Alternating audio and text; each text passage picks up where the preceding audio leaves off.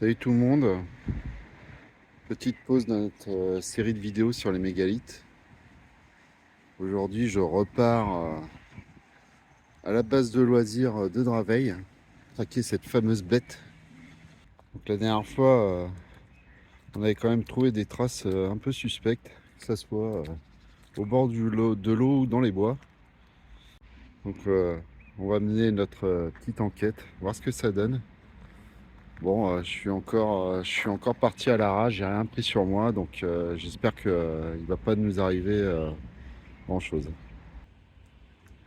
Bon, j'ai un peu réfléchi à notre enquête sur cette fameuse bête, et c'est vrai que potentiellement, ça serait peut-être une bête aquatique, mais on avait aussi trouvé des traces plus sur Terre.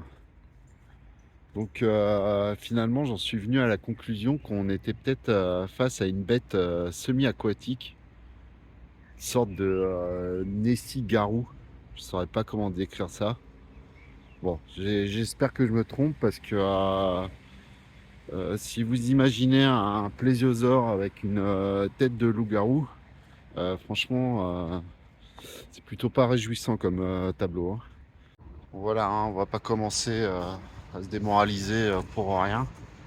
On va mener notre petite enquête et voir ce que ça donne. Allez, suivez-moi, c'est parti. Ça, c'est vraiment un lieu où une bête aquatique pourrait se cacher et même se reproduire. C'est assez calme. Bon, vous voyez, là, je prends pas de risque, hein. J'ai mis une barrière entre moi et l'eau. Donc, je suis en sécurité, hein. Alors, c'est vrai que ces histoires de bêtes, ça peut en faire marrer certains, mais sachez que comme la bête du Gévaudan, eh ben, ce sont des histoires vraies. Et la bête du Gévaudan, jusqu'à présent, on ne sait pas ce qui a attaqué toutes ces personnes à l'époque et qui a fait environ une centaine de victimes. On va continuer à inspecter les lieux où on sait que la bête rôde généralement. Il y a pas mal d'oiseaux ici, des petits coins où se cacher. Donc généralement cette bête s'en prendrait plutôt aux oiseaux. J'espère qu'elle va pas changer son régime alimentaire juste pour nous. Regardez ces pierres, elles sont vraiment bizarres. Est-ce que ce serait pas des mégalithes? C'est possible, hein. Les oies. Et potentiellement nos prochaines victimes de cette fameuse bête. Regardez, elles ont l'air quand même assez agitées. Celle-là est pas du tout confiante. Elle me regarde du coin de l'œil. C'est assez flippant.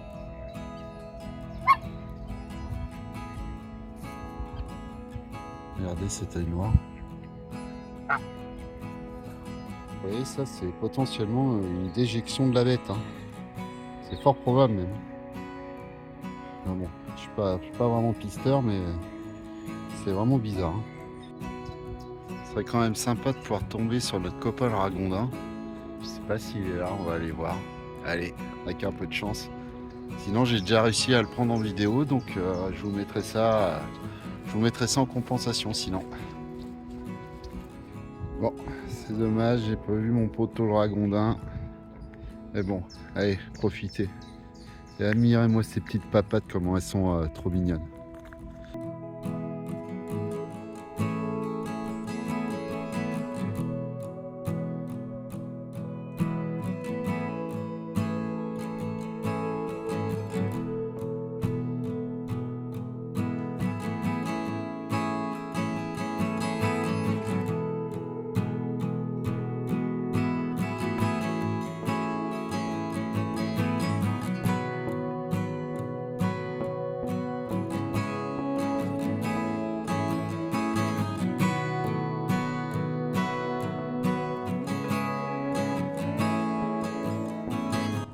Des petites poules d'eau qui vaguent tranquillement à leurs occupations alors que la bête rôde. Alors, je vous cache pas que lors de ma dernière enquête, je m'étais quand même mis pas mal en danger. Donc là, on va essayer de pas se perdre. je reste sur les chemins sécurisés où normalement il est censé rien nous arriver. Mais enfin, on verra bien. C'est quoi c'est clipé? Attendez, il y a un truc dans l'eau. Je sais pas, c'était bizarre. Il y a eu un mouvement dans l'eau. Vous voyez, encore des petites vagues là. Je sais pas trop si c'est le vent là. On voit rien là. Le lac est vraiment calme, c'est bizarre. Bon allez, on va continuer, ça sert à rien de s'inquiéter. Allez. Bon, si vous vous rappelez, c'est vrai qu'il y a un mégalithe dans le coin. D'ailleurs, je suis en train de préparer une petite vidéo pour vous en parler. Et ce mégalithe, c'est vrai qu'il est assez étrange. Moi, quand je le touche, je sais pas, j'ai l'impression de sortir quelque chose qui traverse la pierre. Alors, est-ce que ça serait lié à cette bête? Est-ce que cette énergie, c'est ça qui l'aurait attiré ici? Franchement, c'est fort probable. C'est vraiment inquiétant parce qu'il y a de moins en moins d'oiseaux. Je ne sais pas où sont passés les autres. Celui-là est très agité. Comme s'il avait perdu quelqu'un de proche. On dirait qu'il essaye de me dire quelque chose. Bon, allez, on va continuer notre enquête. Je n'ai pas encore appris à parler aux oies. Même si des fois j'arrive à les comprendre, c'est vrai. Surtout quand elles essayent de me bouffer. Alors c'est Marc dans le bois. C'était un énorme champignon qui a poussé l'été dernier. Et j'ai mené ma petite enquête. Et c'est vrai que c'est un champignon qui sort dans plusieurs recettes de potions de sorcières. Donc franchement, je crois que cette histoire de bête, ça devient de plus en plus intéressant. Ça, c'est caractéristique de la présence d'une bête qui rôde sur la base de loisirs. Les oiseaux n'osent même plus aller dans l'eau. Et ça, je vous le dis, foi d'expert, ça c'est un signe incontestable qu'il se passe bien quelque chose ici. Les oiseaux sont vraiment très agités. Bon ben voilà, on y est. Je suis complètement perdu, la nuit va tomber. Donc bah ouais, j'ai pas regardé où je mettais les pieds encore une fois. J'étais en train de répondre à quelqu'un sur Twitter. Enfin bon, enfin voilà, j'ai pas regardé, je me suis complètement perdu. Je sais pas où je suis. Regardez, qu'est-ce que c'est que ça? Mais c'est quoi toutes ces traces? Attendez. On dirait un ancien pilori. Je pense que c'est possible que des gens aient été attachés ici. Voilà, c'est vraiment flippant comme endroit. Je sais pas comment je me suis retrouvé là encore une fois. Qu'est-ce que c'est que ça? Regardez,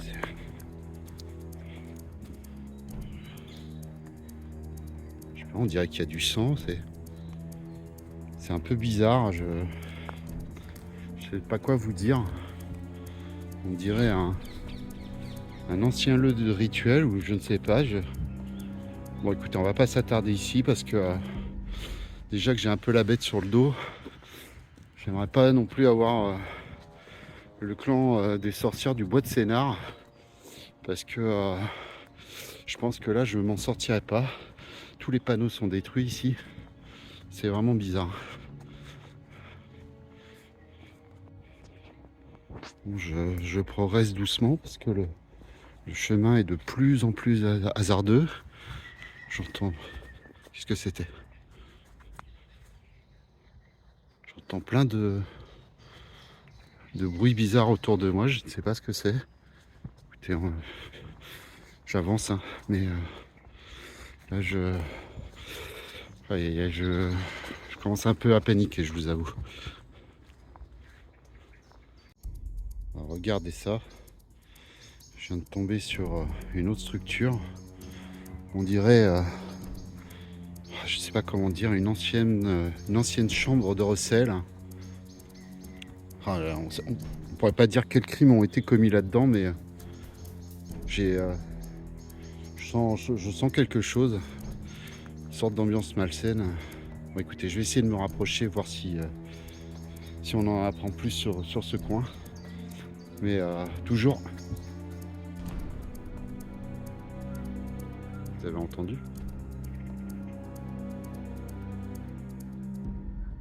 J'ai vraiment l'impression de ne pas être tout seul ici, hein. Donc on va pas traîner non plus. On va aller voir ce bâtiment. Donc c'est vraiment étrange. Il y a, je sais pas, une sorte de peinture au mur là, avec des sortes de signes un peu bizarres. Bon, écoutez, je ne m'attarde pas ici parce que c'est un peu... pas d'inquiétude. Quand ça à comprendre le truc, je me suis regamellé dans un vieux bout de bois là. Ouais, un peu marre, hein. Bon, ouais, c'est pas grave, hein. Comme je dis souvent, je suis un gars qui aime la nature. J'aime les animaux, j'aime les petites plantes. Et c'est pas ça qui va me décourager, hein. Allez, on continue par là. Ou par là.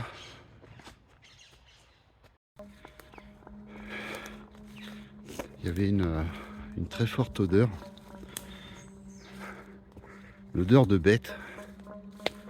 Et je me suis rapproché. On dirait une tanière.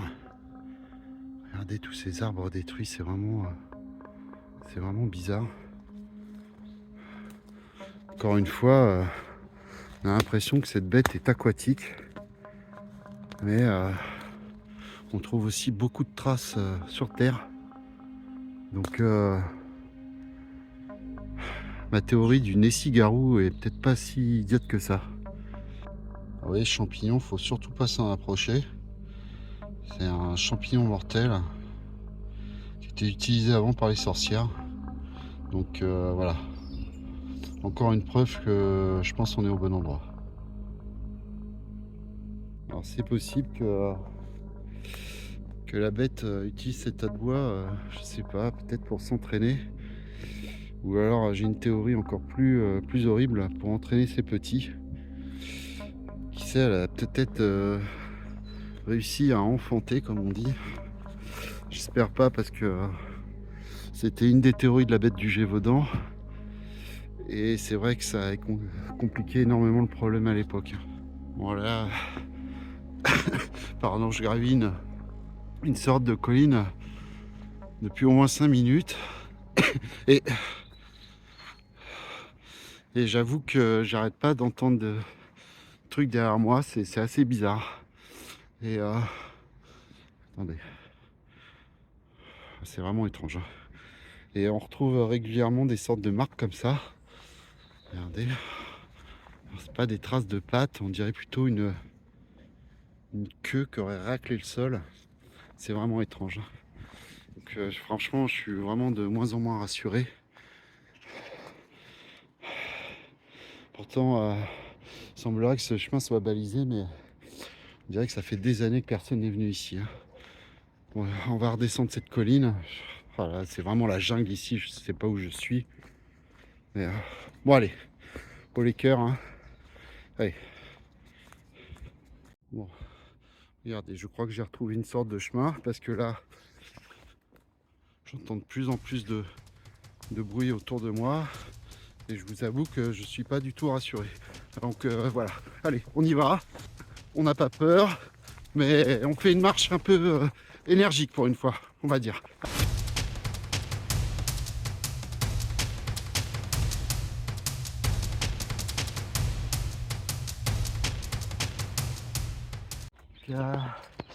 Petite marche énergique, c'est toujours du bien pendant une enquête. C'est le chemin un peu boueux. Bon, pas d'inquiétude, hein, j'ai un peu l'habitude de paniquer, mais ça fait partie du jeu pour les enquêteurs comme moi. Fois, la meilleure façon de réussir une enquête, c'est de courir et de pas prendre de risques. Donc surtout, écoutez mes conseils, ne reproduisez pas ça chez vous et faites très attention. Allez, on continue. Voilà, il va falloir que je traverse une mare d'eau, là ça va être compliqué encore. Et il y a vraiment des jours, la nature vous facilite pas la tâche. J'ai l'impression que c'est fermé en plus. Je vais me retrouver bloqué là-dedans. Non, mon Dieu, s'il vous plaît. Et voilà. Comme vous pouvez le voir, je suis prisonnier. Bon, j'avais peur que ces grillages soient électrifiés, un peu comme dans Jurassic Park, parce que je pense qu'ils ont été installés pour empêcher la bête d'approcher les visiteurs du parc. Ah mince, qu'est-ce que je vais faire? Regardez, la nuit commence vraiment à tomber cette fois-ci. Bon, écoutez, j'ai une application qui m'a envoyé un signal de détresse. Là, j'avoue que j'hésite. C'était quoi là-bas? Vous avez vu là-bas au bout du chemin? Il y avait quelqu'un, non? Bon, j'ai décidé de ne pas tourner le dos à cette route, puisqu'à chaque fois que je la tourne, j'ai l'impression d'entendre des bruits qui se rapprochent de moi. Regardez, j'ai vraiment l'impression qu'il y avait quelque chose encore. Bon, je longe la grille, peut-être que je trouverai un trou à l'intérieur. Ah, là, attendez, regardez.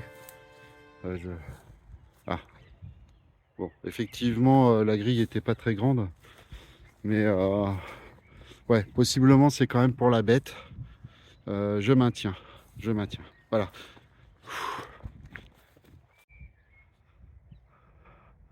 Enfin, un chemin sécurisé. Bon, je sais pas comment je me débrouille, mais c'est vrai que si vous venez ici, restez bien sur ces chemins. Sinon, vous risquez de vous blesser ou pire, finir en pâté pour bête. Voilà. Bon, j'ai décidé de suivre les rails comme d'habitude. On va essayer de trouver des roches un peu magiques, un peu particulières. Et puis on va essayer de se rentrer parce que là, la nuit va tomber et c'est vraiment pas rassurant. Alors vous voyez cet arbre, eh ben, on l'appelle le bouleau au corbeau. En effet, de nombreux corbeaux de la région y ont élu domicile. Et c'est vrai qu'on a retrouvé plusieurs cadavres d'animaux au pied de cet arbre. Ils sont vraiment bizarres des fois. Regardez, au pied de celui-là, il y a une sorte de petit caillou taillé. Est-ce que ça serait pas une offrande à sorcière? Je ne sais pas. Dites-moi en commentaire ce que vous en pensez, mais c'est vraiment bizarre. Et regardez. Donc ça, voilà. Donc ça, c'est caractéristique d'une bête. Vous voyez là, on voit la belle trace de la tanière. Donc, je pense que c'est la tanière. Ici, vous voyez, on a une trace de patte. Donc elle est assez gigantesque. Voilà, mon pied à côté, vous voyez, c'est une bête massive de plusieurs tonnes. Et donc, autre trace caractéristique, les arbres qui saignent. Donc ça c'est une réaction, du moins c'est ma théorie, et c'est quand une bête se frotte sur les arbres, fait une sorte de réaction chimique, et l'arbre commence à mourir. Donc ça c'est vraiment caractéristique d'une bête. Voilà, c'est un arbre vraiment, vraiment étrange. Allez, on va pas s'attarder parce que je commence à entendre une sorte de grillon. Je pense que la nuit est en train de nous rattraper. Bon, ça va, je vois des gens au loin. Je pense que cette fois on va s'en sortir. Je pense qu'on est en sécurité. Je reconnais l'endroit de la dernière fois. Regardez, c'est quand même réjouissant, la nature renaît. Les oies ont fait des petits. Il y en a 5 ou 6. Il y en a 6, voilà. Ah, ils sont mignons. Moi, j'espère que ça va pas être des futurs proies de la bête. Hein. Allez, on continue sur ces belles images.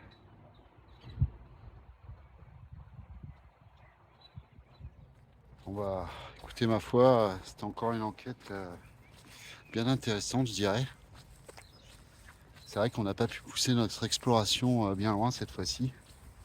Mais je vous promets que la prochaine fois, Je reviens équipé et cette fois-ci vraiment on poussera jusqu'au pont des Pendus, le gibet de Draveil et ce menhir, ce fameux menhir que les anciens appellent la grosse bourne. Donc me demandez pas pourquoi il s'appelle comme ça. Vous verrez bien sur place. Allez, pour conclure, je pense que malheureusement mes doutes se confirment. Je pense que cette fameuse bête, que je pense semi-aquatique, une sorte de pléso-garou là, je sais pas, enfin bon, passons. Je pense que cette fameuse bête, c'est encore une histoire liée à un clan de sorcières. Et c'est vrai qu'il y a une légende à propos de ce clan de sorcières, le clan du Bois de Sénart, dont les anciens parlent dans le coin et qui aurait commis des choses assez atroces. Donc voilà les amis, hein. Si ça vous a plu, comme d'habitude, le petit pouce bleu qui fait plaisir, l'abonnement si je voulais surtout pas louper la suite de cette enquête. Et je vous invite à aller voir ma playlist sur les mégalithes de la région de Carnac, parce que je pense que vous allez en prendre plein les yeux. En tout cas, moi, ce fut le cas. Donc les amis, je vous dis bonne soirée, je vous dis à bientôt, prenez soin de vous et surtout cotisez pour votre retraite, parce que vous allez en avoir besoin, je vous le dis. Allez, à la prochaine. Bon, on fait bien de partir parce que la tempête commence à se lever. Et quand la tempête se lève, la bête rôde. Allez.